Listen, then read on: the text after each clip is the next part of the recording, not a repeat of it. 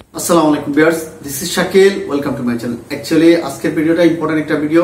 আপনারা জানতে চাচ্ছেন আমাকে মেসেজ দিয়ে বর্তমানে আরব আমিরাতের ভিসা ওপেন কিনা, অর্থাৎ ভিসা লাগাতে পারতেছে কিনা, সে বিষয়ে অনেকে জানতে চাইছেন। আবার অনেকে আমাকে প্রশ্ন করেছেন, ভাইয়া আরব আমিরাতে অনেক ট্রাভেল এজেন্সি, অনেক টাইপিং সেন্টার আমাদেরকে আশ্বাস দিয়েছে যে আমরা ভিসা লাগাতে পারবো। এখন আমি কি বাংলাদেশে যারা কি বলবো দালাল বলেন ট্রাভেল এজেন্সি আছে তাদের সাথে আমি লেনদেন করবো কিনা, সেই বিষয়ে মূলত আজকের ভিডিওটা। দেখেন, আপনারা জানেন সম্প্রতি অগাস্ট মাস থেকে পর থেকে অর্থাৎ সেপ্টেম্বর থেকে বাংলাদেশি যারা অবৈধভাবে আরব আমিরাতে অবস্থান করছেন তাদেরকে একটি সাধারণ ক্ষমা করেছে। সাধারণ ক্ষমাটা আসলে সেপ্টেম্বর অক্টোবর 2 মাসের জন্য দিয়েছে। এই সেপ্টেম্বরের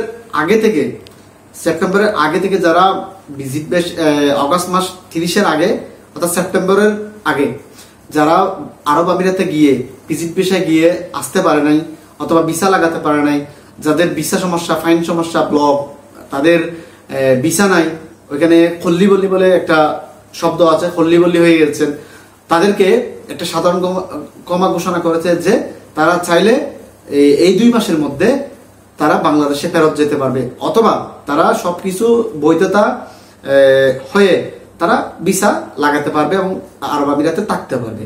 তাদের মধ্যে অনেকেই যারা অলরেডি সমস্যাগুলো ফেস করছিল, এগুলো ক্লিয়ার হয়ে ফাইন ছিল, ভিসা ছিল না, এই সমস্যাগুলো সমাধান করার পর ভিসার জন্য যারা অ্যাপ্লাই করতেছে তারা অনেকেই ভিসা টাইপিং হচ্ছে।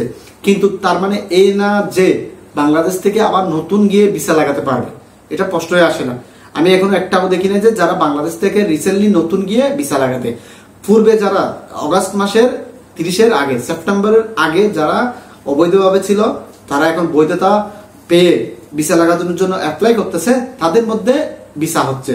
তাও আবার 100-এর মধ্যে যে 100 ভিসা হচ্ছে তাও না, তাদের মধ্যে মনে করেন আপনার 50%, 60% ভিসা হচ্ছে। অনেকের মধ্যে আবার এখনো সমস্যাটা বিরাজমান।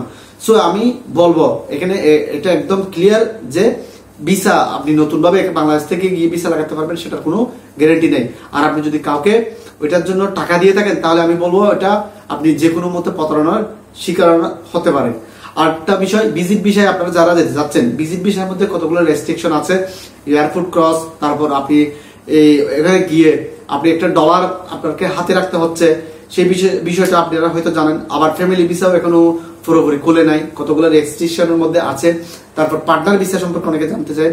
পার্টনার ভিসা আসলে এখন আগে যে সিস্টেমটা ছিল, পার্টনার 2-3 থাকতো, এখন সেই সিস্টেমটা নাই। এখন আপনি পার্টনার ভিসায় যদি যেতে লাগাতে চান, ওইখানে গিয়ে আপনাকে একটা ওনারশিপ লাইসেন্স বানাতে হবে। এখন একটা লাইসেন্সের মধ্যে একজন মাত্র পার্টনার হবে, বাকিগুলো হবে লেবার। ঠিক আছে, বাকি লেবার গুলো আপনি হাই প্রফেশন ভিসা বলেন, আপনি নর্মাল ভিসা বলেন, বিভিন্ন ভাবে ভিসা লাগাতে পারবেন, কিন্তু পার্টনার ভিসা লাগাতে পারবেন একজন। আর আপনি যদি পার্টনার ভিসায় ওইখানে যাইতে চান, আপনাকে পার্টনার ভিসা অনেক খরচ, প্রায় আপনার 15 থেকে 18-20 হাজার দিরহাম মতো আপনার একটা লাইসেন্সের পিছনে খরচ হয়ে যাবে।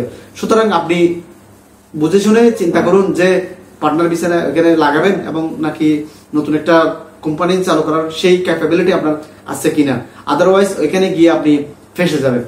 So viewers, this is Shakil, welcome to So viewers, this is Shakil. Don't forget to subscribe my channel. Thank you.